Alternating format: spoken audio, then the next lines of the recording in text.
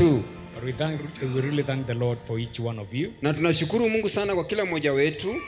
It's good when people still come back to say what the Lord did for them when they were here. Ni vyema watu kurejea kusema kile Mungu aliwatendea walipokuwa hapa. Because sio sarakazi tunafanya.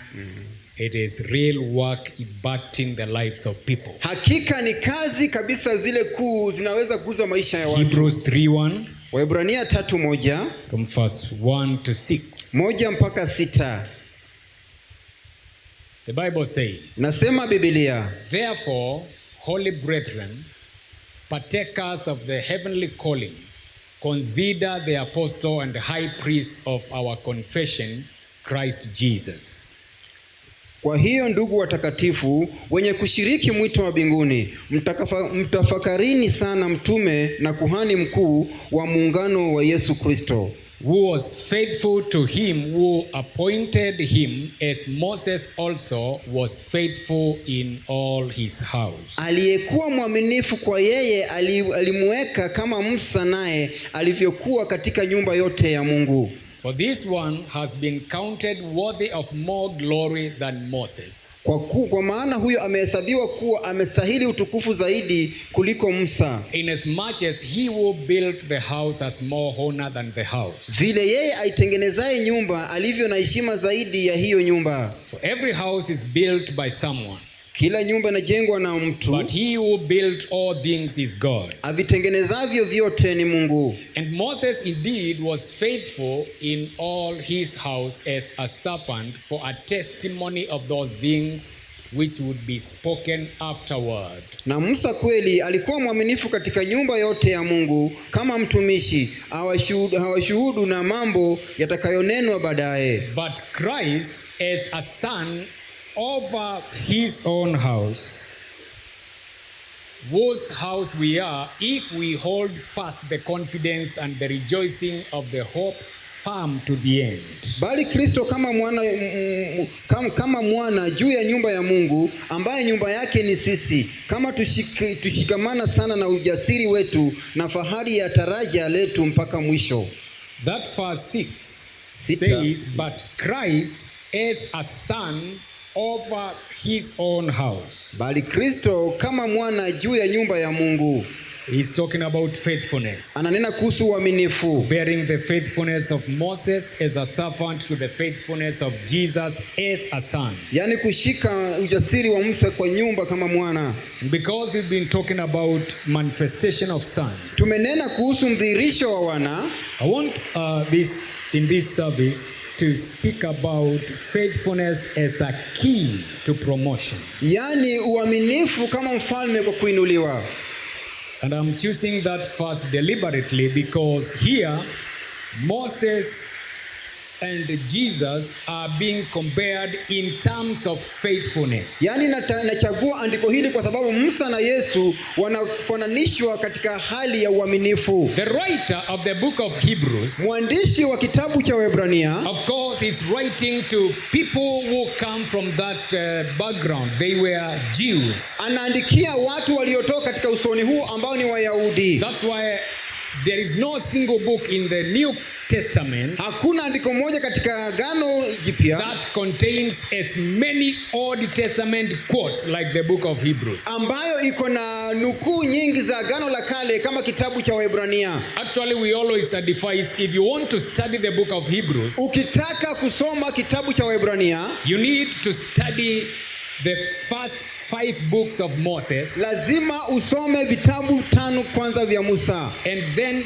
Psalms. Na kisha Zaburi. So that now you can understand the quotes he is bringing up in this text. Ili uweze kuelewa nukuu ambazo analeta katika andiko hili. And because the Old Testament had a lot to do with Moses. Na kwa sababu Agano la Kale lilikuwa na nyingi za kutenda na Musa. He was the one who was there when the covenant was made between Israel and God. Yeye ndiye alikuwa pale wakati agano kati ya Israeli na Mungu lilifanywa. And the equivalent in the New Testament Na ile ambayo inafanana nayo katika agano jipya is Jesus Christ, ni Yesu Kristo who came to make a new covenant aliyekuja kufanya agano jipya between God and now the people. na katikati ya Mungu na sasa na watu, Not just the Jews, but everyone. na sio tu Wayahudi lakini kila mtu. And now, the Bible admonishes us Na yule anatuonya that we need to pay attention to Jesus, lazima tumakinikie Yesu who is the high priest ambaye ni kuhani mkuu, and who is the apostle, ambaye ni mtume, or rather the one sent, the one who came to establish this faith. aliyetumwa ama aliyekuja kudhibitisha imani hii. He is telling us to pay attention Anatuambia tumakinikie because the same way Moses became a key figure in the Old Testament, kwa vile Musa akawa kipengele kikuu katika agano la Jesus kale, has become a key figure. Yesu amekuwa kipengele kikuu, But then he points out the differences. lakini anaonyesha tu tofauti. For instance, he says, Anasema kwa mfano Moses, that is verse 3, na mstari wa 3, was counted, or rather, this one, that is Jesus, huyu ambaye ni Yesu has been counted worthy of more glory than Moses. amehesabiwa kuwa anastahili utukufu kuliko Musa. Remember, Moses went to the high place. You remember that from yesterday? Na kutoka jana Musa alienda mahali pa juu na When he kuruka. came down,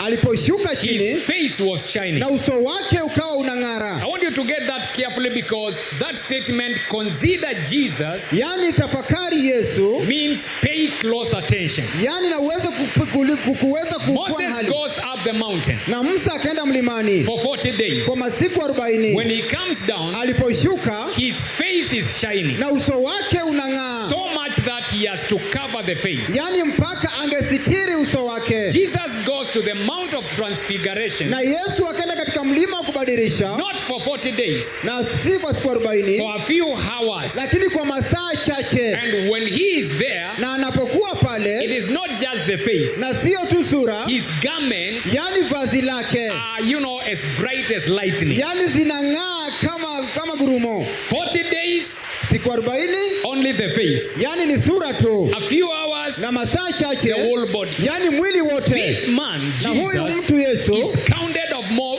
worthy of more glory anahesabiwa kuwa na kuna utukufu than mwingi Moses. kushinda And Musa, that means whatever he came to transact na kile ambacho alikuja kubadilisha carries more glory and kinabeba more weight utukufu na pia nguvu zaidi than whatever Moses transacted. na kushinda kile ambacho Musa Praise the alibadilisha. name of the Lord. Bwana asifiwe. So it beats logic when people want to go back to the law, Na kwa hivyo inaondoa mambo ya kawaida wakati watu wangependa which kurejea. actually is lower Hakika hii iko chini than the grace that Jesus Christ came to bring. kushinda neema ambayo Yesu Kristo alileta, For the law came with Moses. kwa sababu sheria ilikuja na Musa Grace and the truth na neema na came ukweli with Jesus Christ. zikaja na Yesu Kristo. But beyond that, Na kupita hayo, the Bible says na Biblia this. inasema haya, Moses, na Musa, the custodian of the old covenant, yani mwangalizi wa agano la kale, for him to be counted worthy of that position, ili aweze kuhesabiwa kwamba anastahili nafasi he hiyo, had to be faithful. lazima angekuwa mwaminifu. That is my entry point. Na hiyo ni sehemu yangu ya kupenya. Among all the people in the Old Testament, Na kati ya watu wote katika agano la the kale, Lord did not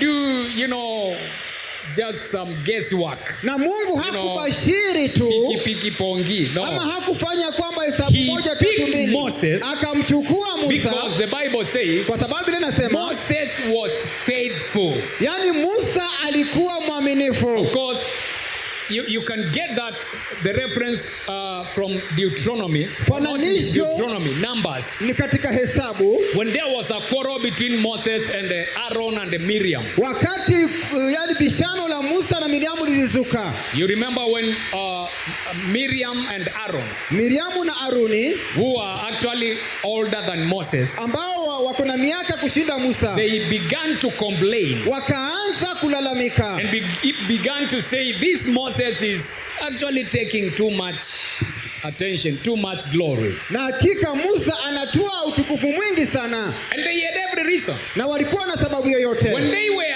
delivering Israel, Na walipokuwa wanakomboa it Israeli, was Aaron who was speaking. ni Haruni ambaye alikuwa ananena. So he had every reason. Na kwa hivyo alikuwa na kila And sababu. in any case, he was older than Moses. Na hata hivyo miaka yake ilikuwa nyingi Sasa kuliko huyu ya Musa. kijana ameanza kuleta siasa mingi ati yeye ndiye kiongozi wetu. Hata mimi nilikuwa tukitoa watu Misri. You see that?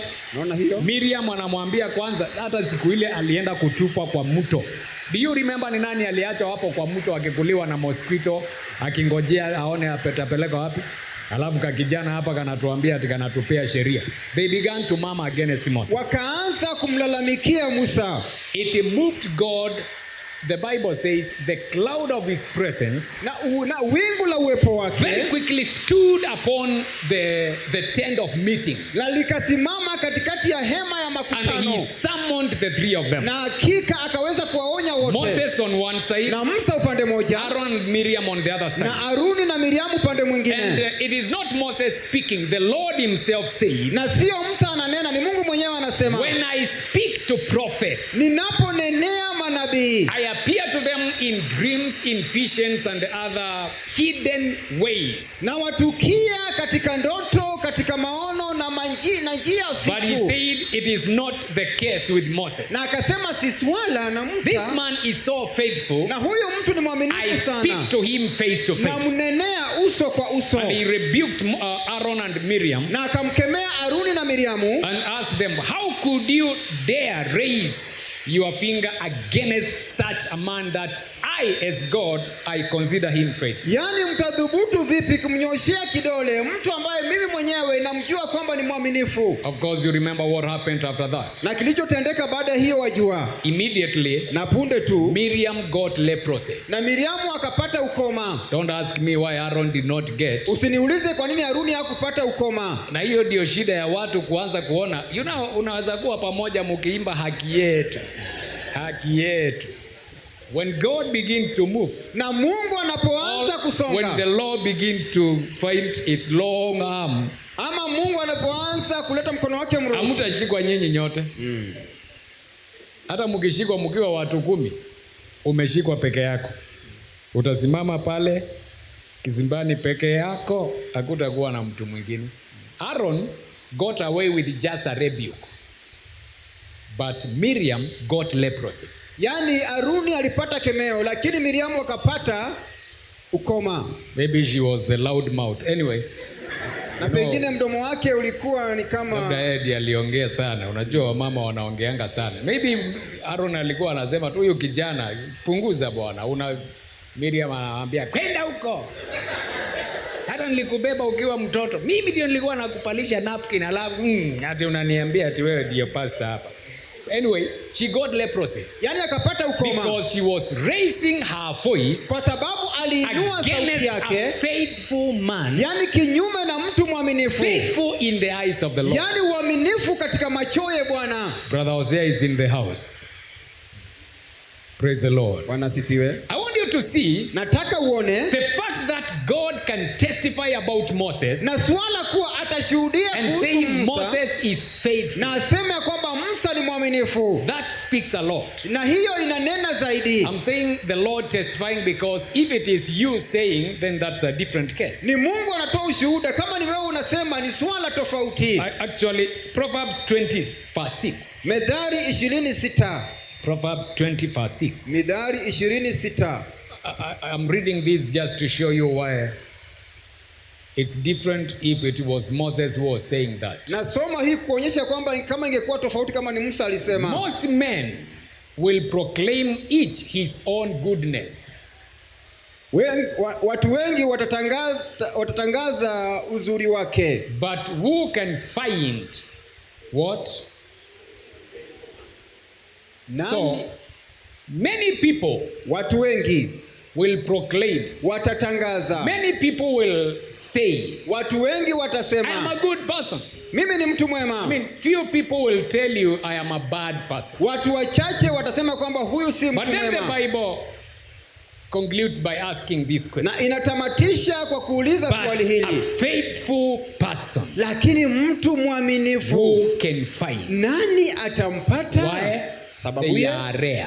Hakika wako haba. The truly faithful. Yani wale waaminifu And kabisa. especially in the eyes of the Lord. Na hasa katika macho ya Mungu. People can proclaim. Watu wanaweza tangaza. People can say. Watu wanaweza sema. People can think you are faithful. Watu watadhania kwamba mwaminifu. But then God is asking a faithful person. Lakini Mungu anauliza mtu mwaminifu. Who can fight? Atakayempata ni yupi? I want you to look at it this way. Nataka uitazame vivi. God considered Moses worthy to be given such a high responsibility. Na Mungu akamhesabia Musa kwamba atapatiwa majukumu ya juu because he kama was haya. found faithful. Alipatikana kuwa mwaminifu. Both Numbers and Hebrews actually declare the same thing. Katika Hesabu na pia katika Waebrania inatangaza swala That he hili. was faithful Alikuwa in mwaminifu all God's house. katika nyumba ya Mungu. Now we are told consider Jesus. Yani tafakari Yesu. Because now that is the one.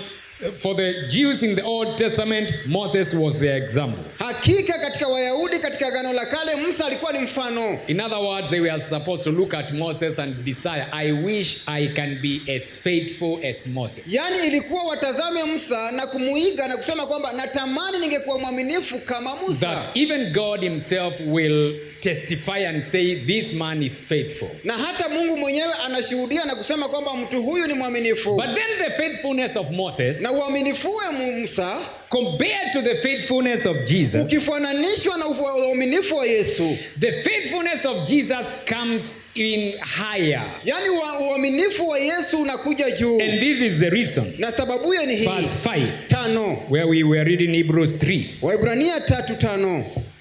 Moses was faithful Musa alikuwa in mwaminifu all his house as what? As a servant. He was still a servant of the Lord. Alikuwa mwaminifu katika nyumba ya Mungu kama mtumishi wa Bwana. But Christ, lakini Kristo, verse 6, was faithful not as a servant but as a son. Alikuwa mwaminifu si kama mtumishi lakini kama mwana. Follow me closely. Nifuate kwa makini.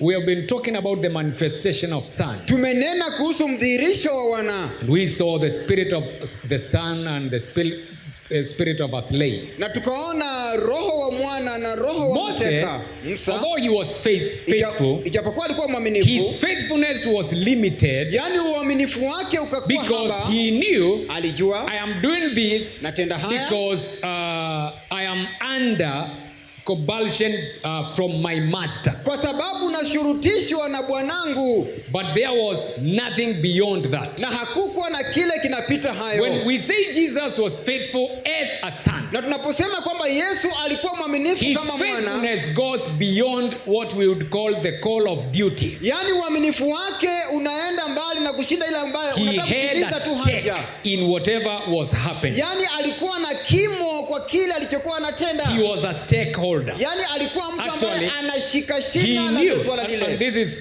the whole essence, the difference between a son and a slave.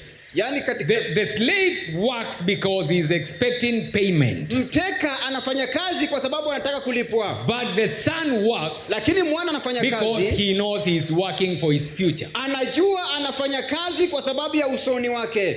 Did you hear what I say? Umesikia kile ambacho nimesema? If you are employed by Tuskys supermarket, na pengine umeajiriwa na duka la jumla la Tuskys, even when you are the most faithful, hata kama wewe ni mwaminifu zaidi, at the back of your mind you know, na katika mawazo unajua, if this company na kama kampuni hii goes down, itasambaratika, I'll get another job. Nitapata kazi nyingine. I'll just move next door to Nakumat. Nitaenda tu katika Nakumat. And with the experience gained here, na katika ujuzi ambao nilipata, I will actually get a better job there. Na kule katika Nakuru Matters nitapata mazuri. But the son, lakini mwana of the owner of Tuskys, ya yule mmiliki wa Tuskys, knows if this company goes down, na kama kampuni hii itasambaratika, then I have gone down. Na mimi pia nimesambaratika. I have lost my inheritance. Nimepoteza urithi wangu. Because this is my father's property now. Kwa sababu mali ya babangu sasa ni hii. And it is mine through inheritance. Na ni yangu kupitia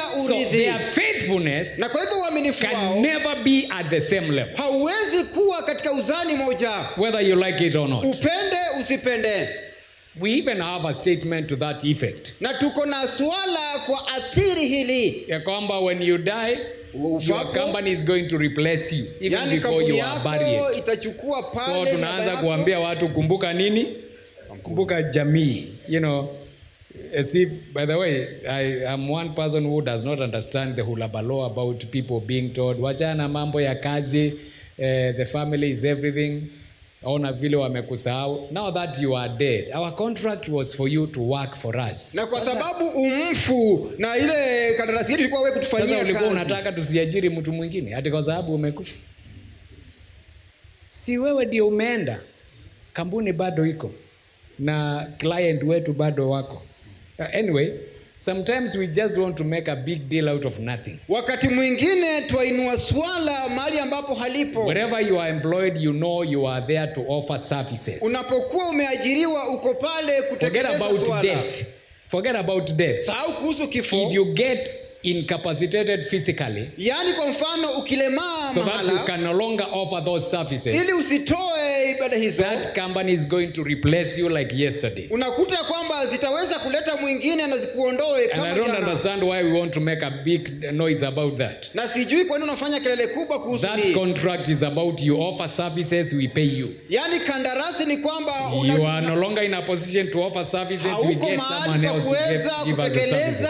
Sasa kwa hivyo tunakuondoa. So that should not be neither here nor there. Na isikue kwamba ni hapa ama pale. The point is this. Na swala ni hili. The son of the owner of the enterprise, wa hile kampuni, when he reports to work, akienda kazini, his mind is not niko hapa nijaze siku.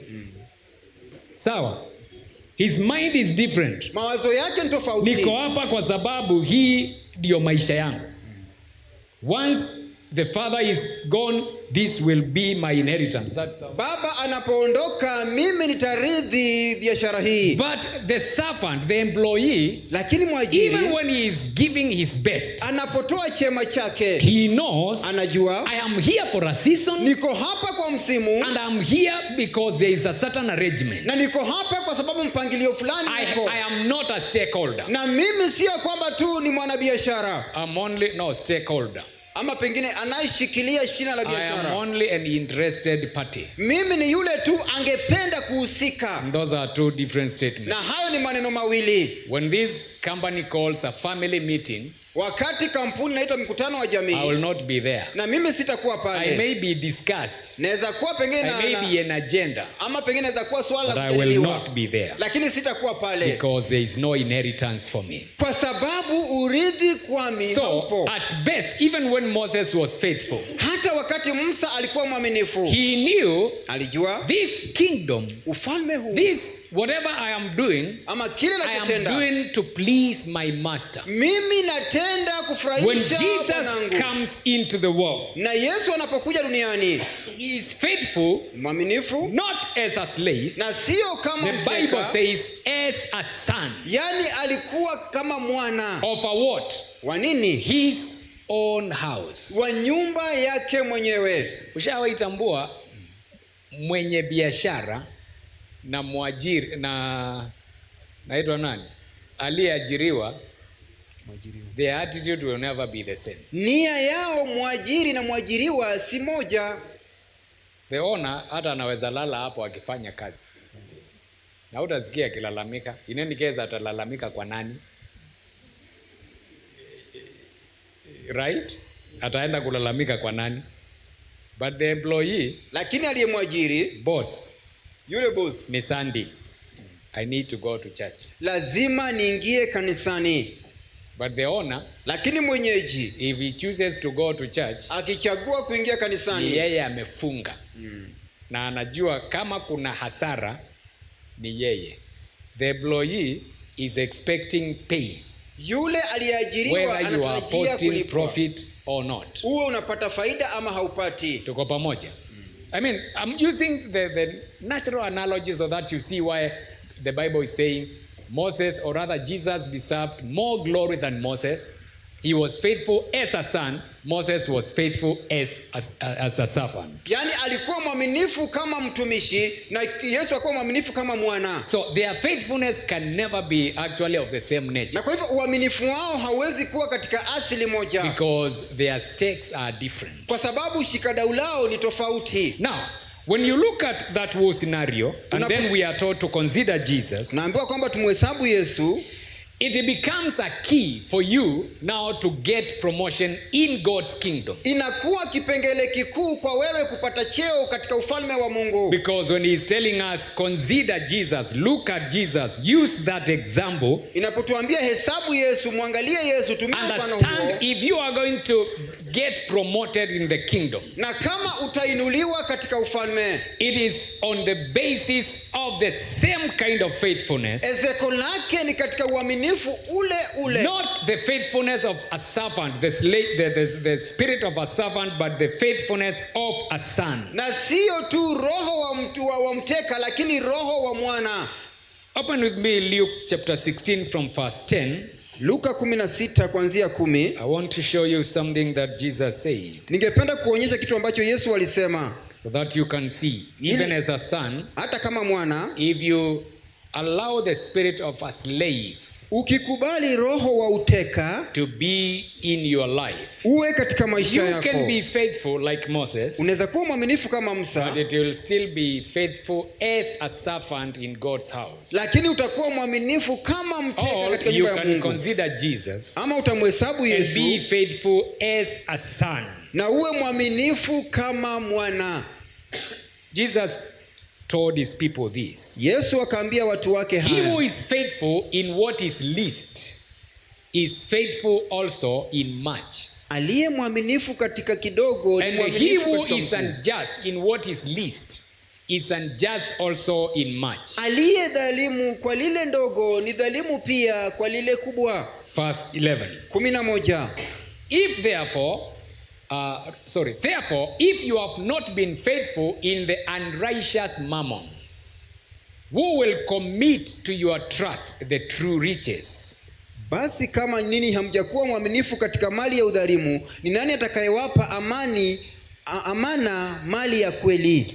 And if you have not been faithful in what is another man's, who will give you what is your own? Na kama haujakuwa mwaminifu katika mali ya mtu mwingine, ni nani atakayekupa iliyo yenu wenyewe? Of course, Jesus was letting these people understand. Na Yesu alifanya watu hawa waelewe. Before greater things are committed to you. Na kabla mambo makuu yawakilishwe kwawe. Like Moses, kama before Musa, you are given a greater charge. Na kabla upatiwe changamoto kuu. And even like Jesus, na kama Yesu, there must be a criteria. Lazima kuwe na suala la kufuatilia. To vet those who will qualify for that higher position and those who will not qualify for that. Kuhitimisha wale watafaulu kwa nafasi ya juu na wale ambao hawatafaulu. And in this case, he presented a very clear picture. Akawakilisha pichari nzuri that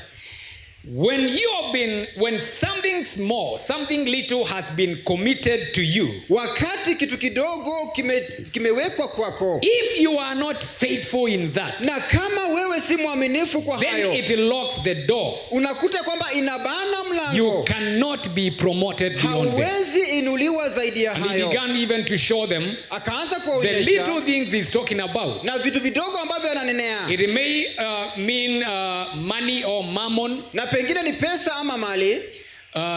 Which if you do a little study, you realize it is that pursuit of money and material wealth for the sake of material wealth. Yani ni kufuatilia malegafi kwa sababu ya kuyapata. Until now it becomes like another god to you. Na mpaka inakuwa ni kama mungu mwingine kwako. But he said, anasema, if you are not faithful in the things people can see. Na kama wewe si mwaminifu kwa vitu ambavyo watu wanaona. In this case, money. Pengine kwa mfano pesa. Then the question is, who can entrust to you the true riches? Atakayekupatia mali ya kweli. Meaning money actually is material wealth, that is not the true riches. Yani malegafi ama vitu gusiki sio utajiri wa kweli. Na hapo ndipo generation yetu inapotelea.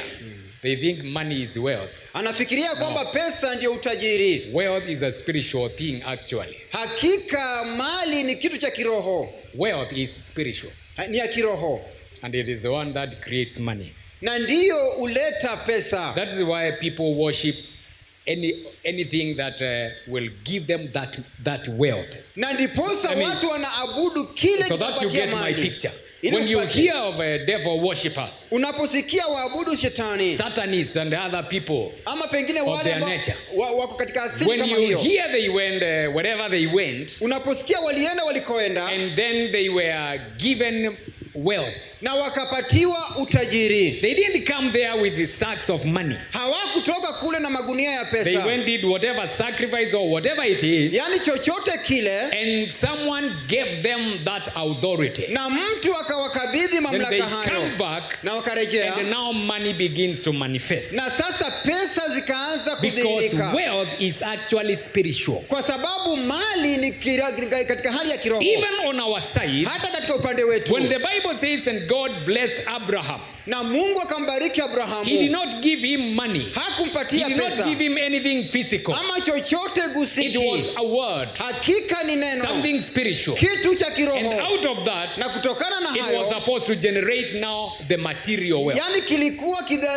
when God said to Abraham, I will bless you, na Mungu anapoambia Abrahamu he was not telling him I will be giving you money. Hakumwambia kwamba nitakuwa nakupa pesa. Those things I was talking about yesterday, when you ride on the high places of the earth, unapotembea mahali pa juu pa ardhi, it is that spiritual position ni katika nafasi hiyo ya that kiroho enables you to create physical wealth. Inakuwezesha kuunda mali ya kawaida. Not the other way around. Na sio njia nyingine mzunguko. And that's why the moment you become unfaithful, na ndiposa unapokuwa kosa kuwa mwaminifu, with even something as little as money, according na to hata Jesus, kitu kama pesa, he begins to ask the true riches. Anaanza kuuliza utajiri wa kweli, who is going to give to you? Nani atakayekupa? He's saying definitely not me. Anasema kwamba si mie. So who is going to give? Nani atakupa? Then another thing that will measure your faithfulness. Na kile kitapima uaminifu wako. If you have not been faithful in that which is another man, na kama haujakuwa mwaminifu kwa kile cha mwenzio,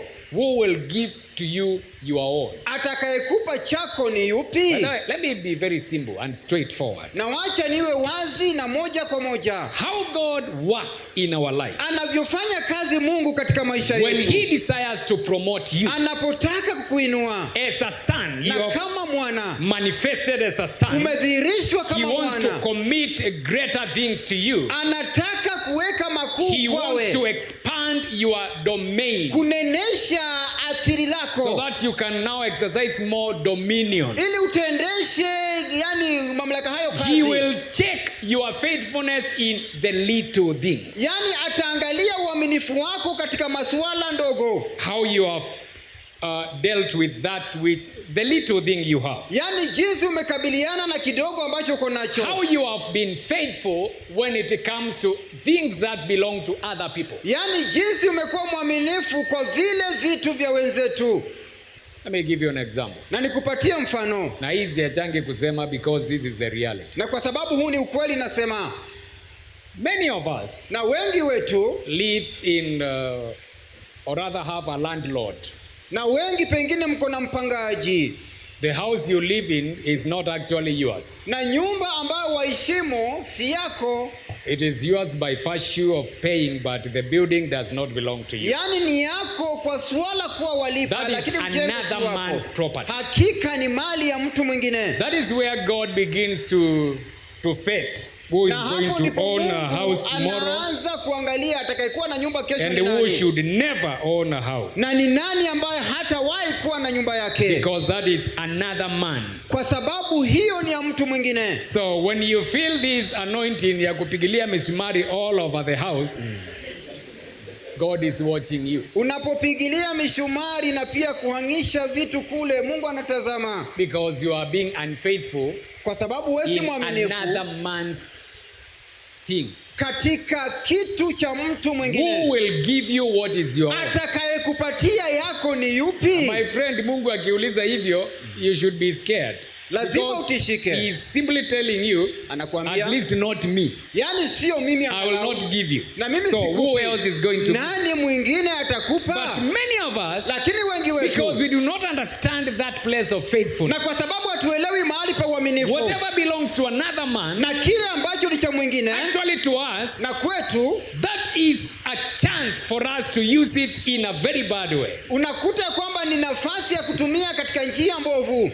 The things you wouldn't do if the house was yours, Na vitu ambavyo haungefanya kama nyumba ni yako, you shouldn't be doing it in that rented house. usifanye katika nyumba ya kupanga. Sema hallelujah. Haleluya. Yeah, because I'm telling you the truth. Kwa sababu nakuambia I'm ukweli, helping you to get that mansion you've been talking about. na kusaidia kupata nyumba ya fahari ambao waotea wewe. Did you hear this story of these two guys who were in college together? Wajamaa wawili ambao walikuwa katika chuo pamoja, One of them became an engineer. na mmoja akawa mhandisi, The other one went his way and started huge companies. na mwingine akaenda akaanzisha kampuni kubwa. So one time they meet, Na wakati mmoja wakakutana, and the tycoon na kuna huyu ambaye ni mkuu asks his friend, former classmate, akauliza aliyekuwa naye darasani, "Where are you nowadays?" uko wapi siku The hizi? guy tells him, "I'm a contractor. I build houses." Mimi napanga na natengeneza manyumba. Tells him then, as my friend and old classmate, Na kama "Can rafiki you yangu, build a house for me?" Na je, utanitengenezea The guy nyumba? says yes. Akasema ndiyo. So he tells him, because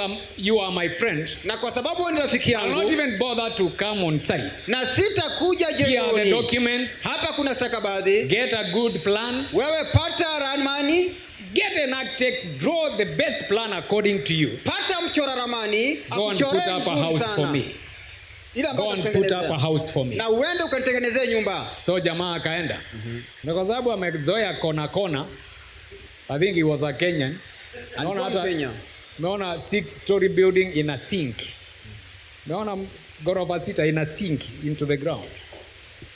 Of course you can blame the rains, Utaweza kulaumu mvua, but very deep in our hearts, lakini katika moyo wetu ndani, very deep, yani kilindini, we know it is not the rains. na tunajua kwamba si mvua. Somebody somewhere Na mtu mahala, did a shoddy job. yani alifanya kazi shagla That's the bagla. bottom line. Because other buildings are not sinking. Na kwa sababu mijengo nyingine haizami. Yeah.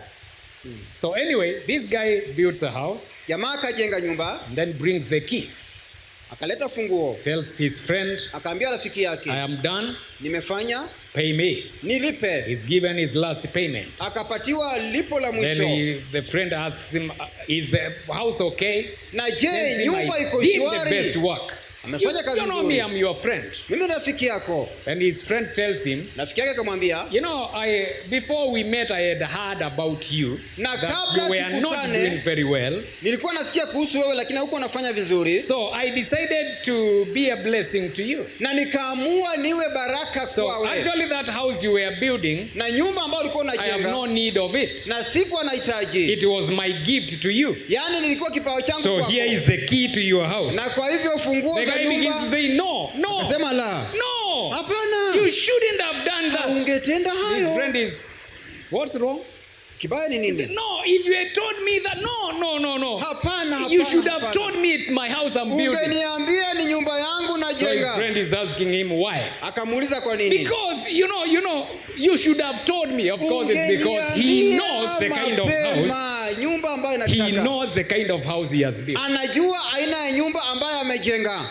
So he realizes, my friend, I thought I was building for someone else. Nilidhania anatengeneza kwa mwingine. Nikikata kona nilikuwa nadhani siku ile itaangukia mwingine. Sasa I have just realized I was building my own house. Nimegundua kwamba nilikuwa najenga nyumba yangu mwenyewe. Of course, when you are building your own house, Unapotengeneza nyumba yako, you realize even cost is not an issue. yani utagundua kwamba gharama si swala. I mean, si hata mimi naendelea kujenga yangu. Na one of the accusations watu walisema, "Kwani unajenga gorofa, unaleta mpaka compressor?" Na waambia, hii si nyumba ya kupangisha, hii ni yangu. Kama ni ya kukodisha, hata ningeita vijana wagonge hivi tumtoke hapa. Lakini hii ni yangu. Utajenga hata kama itachukua miaka 10, nitaijenga. It is mine. Ni You get the yangu. point? So, if you are not faithful in another man's, Na kama wewe si mwaminifu kwa mtu you mwingine, cannot be promoted hauwezi to inuliwa that which is your own. kwa kile ambacho ni God chako. has a way of testing you Na Mungu ako na njia ya kutihani by giving you what does not belong to another man. kwa Or kukupatia rather, kile what does not belong to you. kukupatia kile ambacho Even si when you chako. are employed in that company, Hata wakati umeajiriwa it katika is not kampuni, yours, si yako. but he is watching how you is watching your faithfulness, Anatazama uaminifuo, because that will determine how you will be faithful, kwa sababu or rather, itaonyesha utakavyokuwa if you will be mwaminifu given your own. kama utapatiwa iliyo yako. Praise the name of the Lord. Bwana asifiwe. Now, this principle that Jesus highlighted Na kanuni hii ambayo anaeleleza Yesu is so critical hakika ni ya msingi sana. that even when you look at the New Testament, Unapotazama Agano Jipya, that word is repeated very many times. neno limerudiwa mara kwa mara, How stewards are supposed to be faithful. na jinsi waangalizi wawe Consider waaminifu. Jesus the faithful witness. Muhesabu Yesu mtumishi mwaminifu, God himself is called a faithful God. na Mungu anaitwa Mungu So of mwaminifu. course that goes without saying. His sons must have the same DNA. Na kwa hivyo wanake wawe na mfano ambao ni msimbojeni moja. So what is faithfulness? Na kwa hivyo uaminifu ni nini? Because then we need to understand if this is the key to my promotion. Na kama hiki ndio kipengele cha kuinua What kwangu, is faithfulness? na kwa hivyo uaminifu ni nini? If you look at the usage of that word, Na ukitazama ilivyotumiwa, several things come up. mambo fulani yanachipuka. In some places, Katika mahali it fulani, is translated to mean that which stays true. yani kile ambacho kinasalia kweli. At least once, I think in the book of Isaiah, Katika Isaia, it is actually translated from a phrase that means to shift to the right hand. yani kuhama katika mkono wa kulia. Kuhamisha Kuhamisha katika mkono wa kulia. You know, where we talk about my right hand friend. Mahali ambapo unanena kuhusu The mkono right wangu wa hand kulia. man of so and so. Yani mkono wa kulia wa It fulani means fulani. someone has been shifted, and of course, that phrase, even about Jesus, you remember he's seated at the right hand. That has a certain connotation with it. Yani naposema kwamba ameketi katika mkono wa The one kuume, who sat at the right hand, aliyeketi katika mkono wa kuume, especially of the king, asa wa was mfalme, considered the most trustworthy servant, and everyone knew that is the next king. If he is the alihesabiwa one kuwa seated there. mtu mwaminifu, na kila mtu akajua kwamba ni mfalme atakayekuwa. He is the king in waiting. Yeye ni mfalme anangoja So it kuingia. was reserved Na kwa hivyo for ikaikabishwa someone who had proved themselves. kwa mtu aliyejithibitisha. It is also interpreted as something that stands firm for a long time. Na kitu ambacho kimeimarika kwa muda mrefu. Something that is established. Yani kitu dhibitishi. Because we are not talking about a one-day thing. Hatuneni kuhusu kitu cha siku moja. Lord, I'm faithful. At Mungu least mwaminifu. the last 1 hour I've been faithful. Angalau nimekuwa mwaminifu No, kwa we are lisali talking moja. about that which will remain true. Yani kile kitasalia kweli. That which will stick. Na kile ambacho kitakuwa It also means something or someone in whom there is no lie. yani mtu ambapo ndani yake hamna urongo. Hakuna ujanja. Of course, those are meanings we can relate to. When we say this is a faithful person, those are the things we are talking about. Tunaposema kwamba ni mtu mwaminifu, hayo ndio baadhi ya mambo ya Even when we kutazama. talk about faithfulness in marriage, in relationships, those are the Tunaponena things kuhusu we are talking uaminifu about. katika ndoa ni That haya this haya. person will stick to what they said. Huyu mtu atashikamana na asemacho. When they said you are the only one, Anaposema kwamba ni wewe tu They samaki stick to majini, anakuama kwa hayo. although in this generation I hear this other lady sang and said, when you told me I am the Uliponiambia. first in your life, what I did not know is there is a second and a third and a fourth. Uliponiambia mimi ni wa kwanza katika maisha yako, sikujua kwamba kuna wa pili, wa Of tatu. course, he realized why the writer in Proverbs said, a faithful man who can find. Yaani mtu mwaminifu atakayempata ni nani? But when you begin to consider all these things, unapotafakari mambo haya it yote, becomes clearer why God would now entrust his kingdom to faithful people. kwa nini Mungu ataamini uaminifu wake kwa watu waaminifu? Listen to this statement. Nasikiliza statement hii In the book of Luke, katika Luka chapter 22 verse 29. Luka Let's begin with verse 22:29. 28. Luke 22:28. 22:28.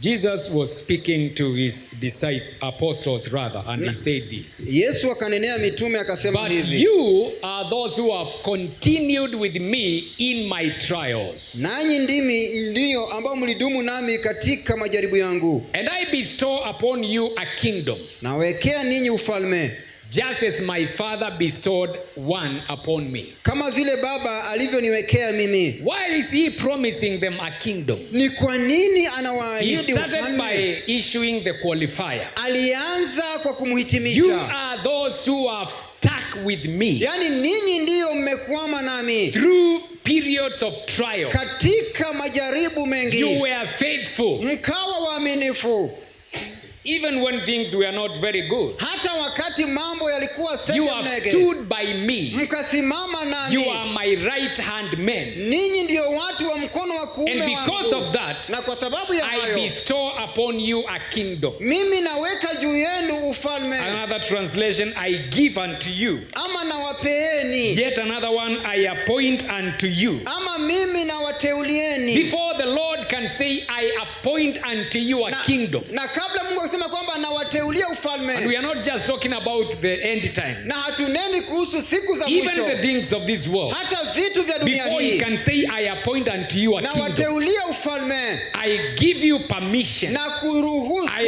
Myself, as God, I will elevate you. Nami Mungu, kama Mungu I will promote you. nitakuinua. You must have continued with him. Lazima You must uwe have stuck with umetembea na You must kukwama have been naye. faithful Lazima umekuwa during mwaminifu times of trial. katika wakati wa majaribu, Because many people, kwa sababu watu even wengi when they desire promotion, hata wakati wanataka the truth of kuinuliwa, the matter, ukweli they are ulioko not faithful. ni kwamba si You waaminifu. can't count on them Hawawezi wahesabia when things are not going their way. wakati mambo si They shwari. love God when there is a miracle. Wanapenda Mungu wakati muujiza ni Even tendezi, when there is no miracle, na hata wakati you hakuna should muujiza still be able to love God. lazima bado When ushikilie things are Mungu. going your way, Mambo yanapoenda and katika when they njia don't go yako, your way, na wakati ni you sege should mnege, still stick with him. lazima usimame That is na how you ushikilie. get promoted Na by God. ndivyo unainuliwa na Mungu. Sio ile story ya wakati contract yako imeisha, sasa hata umekasirikia Mungu, hata uendi kanisani.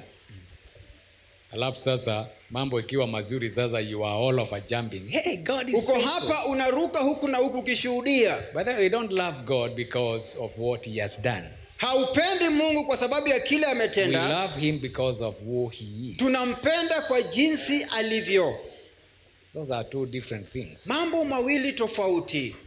You know, we try to even to teach our children some of these things. Huwa tunafundisha wanetu baadhi ya mambo. One time when my family was staying on the other side, Wakati mmoja, wakati jamii yake ilikuwa inakaa upande mwingine, I arrived late at night alifika usiku amechelewa. because anyway, that was a long story. Hiyo barabara ilikuwa, by the time the Lord blessed me with a car, I really needed a car. It was not a luxury, it was a necessity. Na hii kuwa tu bebea ilikuwa swala la matumizi. Sometimes nilikuwa natoka hapa ninafika saa 8 usiku, and yet I'm supposed to be back by Tuesday. Na ilikuwa So, anyway, arejee Jumanne. One time nafika, that time we had 2 kids. Walikuwa Sasa na- ananiuliza, hey daddy, umefika? Hakuna, umechelewa wapi?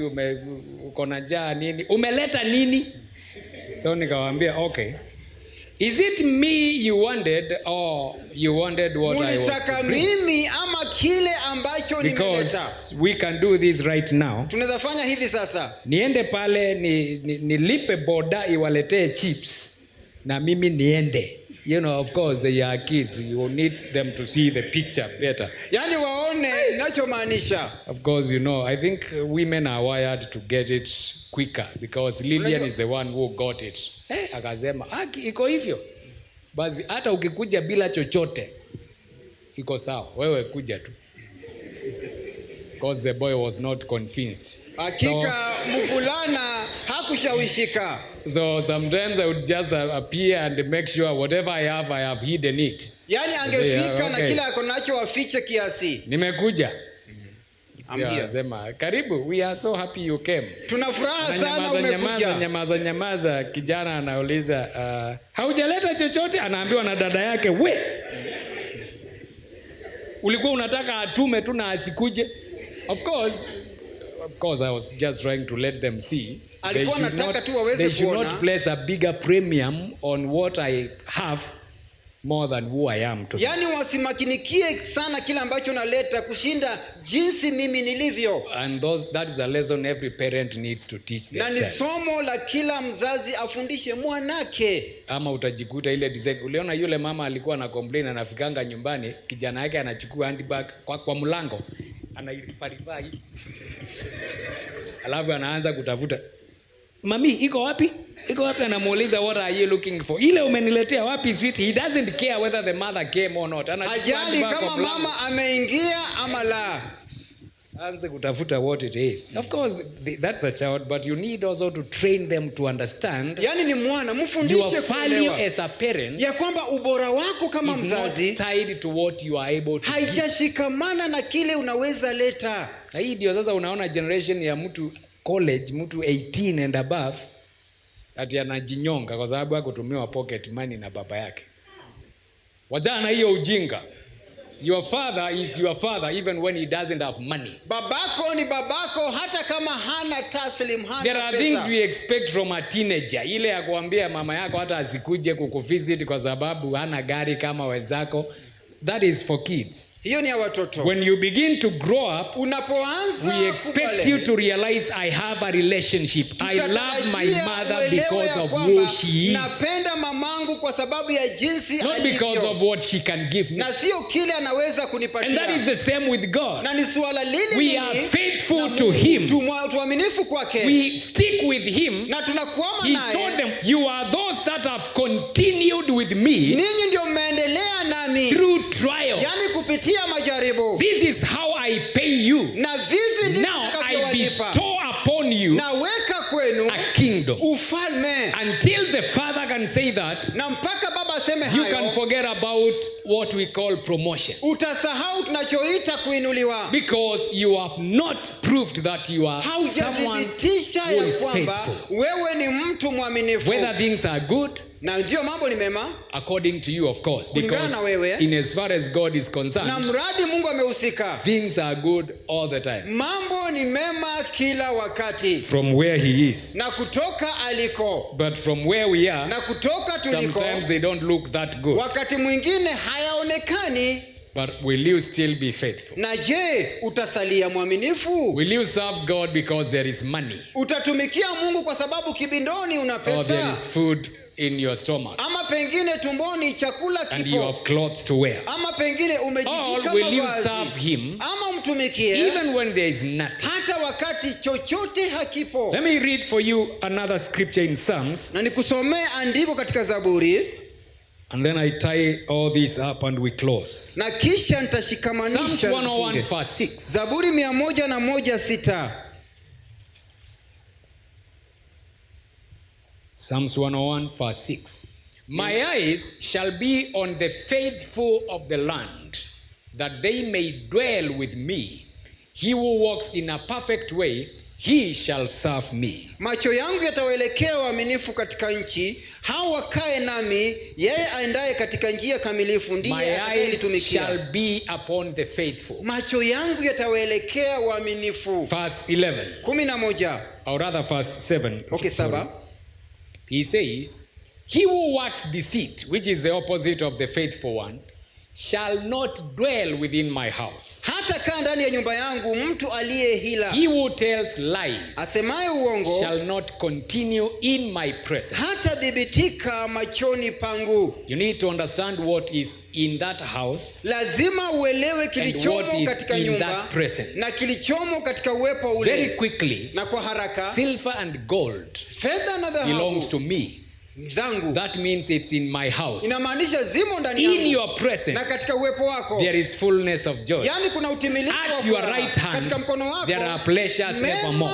dhirini So, yapo. if you will not continue in my Na presence, kama hautaendelea katika forget uwepo about wangu, joy. sahau kuhusu Forget furaha. about pleasures Sahau evermore. kuhusu mali. Forget about gold and silver. Ama fedha na But dhahabu. my eyes Lakini macho will yangu be upon the faithful of the yatakuwa juu ya land, uaminifu that they wa may ardhi, dwell ili waweze kukaa with me. pamoja Now nami. that is true Na promotion. kwa hakika huo ni ukweli. When you dwell with God. Unapokaa na Mungu. Because in His presence Na katika uwepo wake, is everything you need. na kuna kile unachohitaji. That's why I'm telling you, the more you learn how to walk in faithfulness, Unapojifundisha kutembea the katika more uaminifu, now you understand why the Bible is saying, looking at Jesus, na consider kumtazama Yesu, Jesus, kumhesabu Yesu, who is the author and the ambaye ni finisher of our faith. mwanzilishi na mkamilishi wa imani yetu. Let me conclude by showing you now why the Bible is talking about Jesus being faithful as a son, Na nitamatisha kuonyesha kwa nini Yesu anakuwa in mwaminifu contrast kama to mwana. Moses being faithful as a servant. Yaani kinyume na Musa kama mwaminifu kama mtumishi. Very quickly, Na kwa the haraka, son mwana serves out of love, anatumikia kutokana na the upendo, slave na mteka serves out of fear. anatumikia kwa shurti ama uoga. Woga. He is afraid of losing his job. Anaogopa kupoteza kazi The yake. son Mwana knows this actually is my inheritance. anajua kwamba huu ni urithi wangu. So begin to examine yourself. Na kwa hivyo anza kujiangalia. How do I serve God? Na je, namtumikia Mungu vipi? What is the attitude? Na kwa hivyo nia yangu Am I ni doing it ipi? because I must do it? Na je, ni kwa sababu lazima nitende? Or I am doing it because this is my father's house? Ama natenda kwa sababu hii ni nyumba ya And babangu? if I am a son, then this is my inheritance. Na kama mimi ni mwana, haya ndiyo urithi wangu. Look at it this way. Na angalia hivi. If you are a father, Na kama wewe ni baba, a rich father, na baba mkwasi ama and you have tajiri, your son na uko na mwanako working for you, anafanya kazi kwa ajili and you yako, have your neighbor's son na pia mwanake also in the jiranio, same company, na katika kampuni moja, both of them Na are wote, doing maybe a similar assignment. na pengine wanafanya kazi tekelezi moja. But would you expect your son to have a different attitude? Na je, unatarajia kwamba mwanako awe na nia tofauti? Because actually he's working for himself. Anafanya kazi kwa ajili ye. So whatever they are doing, Na kile wanafanya, one is doing it because he loves you. anatenda kwa The sababu other one is doing anakupenda, it because he's afraid of losing his na job. mwingine anafanya kwa sababu anaogopa kupoteza. Look at the way many Christians, whatever they do for God, it is Angalia. actually done with that slave attitude. Yaani Wakristo wengi wanafanya suala hili kumtendea It is Mungu na out suala la of uteka, fear. kutokana na uoga. Wacha nitoe fungu la 10 ili Mungu asitoboe mifuko. All these crazy things. Yaani mambo kama haya yote Yes, you will give, utatoa ndio, but you are doing it from the wrong spirit. lakini By the unafanya way, na roho bovu. Let me shock you. Wacha This may nikutie, shock you. This may jolt your theology. hakika hii itachimbua theolojia yako. When we talk about tithe in the Tunaponena New Testament, wakati kuhusu muda katika Agano Jipya, it is no longer given because of a law. haijapatiwana kwa sababu ya sheria. In the New Testament, it is not a law. Na katika Agano Jipya si Actually, sheria. all giving in the New Testament is purely out of grace. Yaani kutoa kwote katika Agano Jipya Paul kutokana na tells the neema. church in Corinth, the church in Philippi, Kanisa he katika tells them, Korintho, Filipo. you are giving, your generosity. Yaani katika ukarimu And he says, wako, where there is a willing heart, mahali ambapo then the kuna gift is acceptable. unakuta kwamba palipo na hila katika moyo, unakuta kwamba It kipawa becomes kinakubalika. actually meaningless when we begin to preach to people in the New Testament Inakuwa haina maana tunapohubiria watu katika Agano Jipya, as if it is law. ni You kama must ni sheria. pay your tithe. Lazima ulipe fungu la Otherwise, Mungu atakufanyia ABCD. No.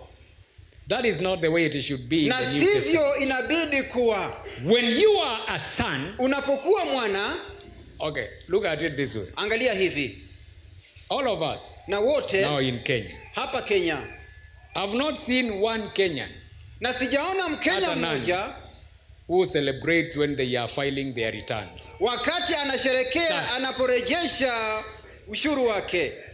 Have you seen any? Ushaona yoyote? Yippee, I am filing Anasema my kwamba returns.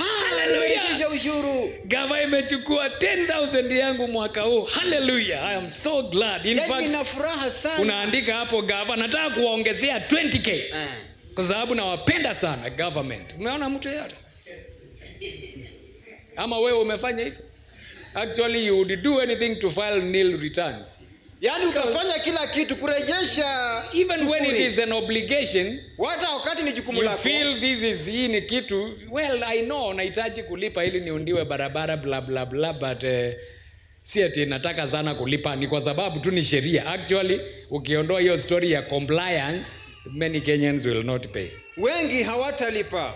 That's why sasa unaona wanakazia upewe compliance certificate kutoka KRA, uende kwa help nini, because it's not something you are doing out of love. Kwa sababu sio kitu ambacho unatenda kutokana na upendo ndani ya moyo. But if it was your father's company, Na kama ingekuwa ni mali ya babako, can you imagine wewe baba yako anakuambia we need sasa language ya biashara inakuanga aje?